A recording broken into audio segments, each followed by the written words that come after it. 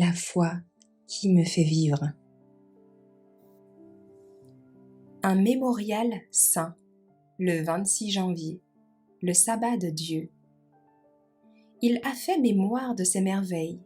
Le Seigneur est miséricordieux et plein de compassion. Psaume 111, verset 4. En Éden, Dieu a établi le mémorial de son œuvre de création, en plaçant sa bénédiction sur le 7e jour. Le sabbat a été confié à Adam, le père et le représentant de toute la famille humaine.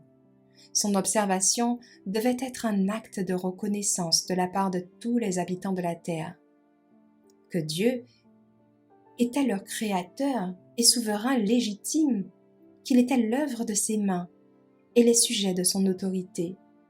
Ainsi, l'institution était entièrement commémorative et donnée à toute l'humanité. Il n'y avait rien en elle d'ombrageux ou d'application restreinte à un peuple quelconque.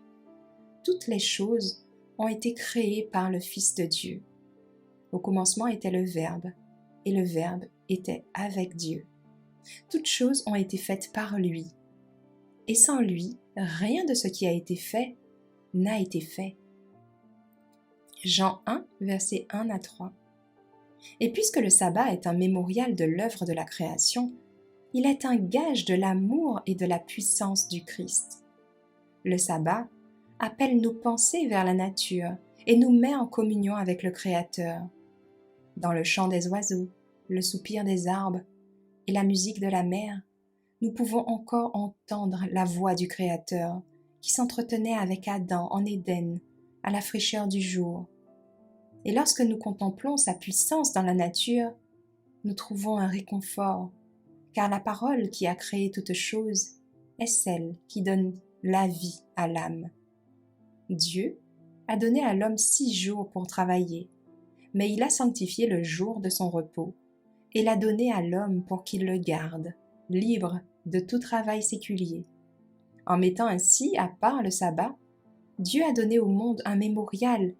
Il n'a pas mis à part un jour et n'importe quel jour sur 7, mais un jour particulier, le 7e jour.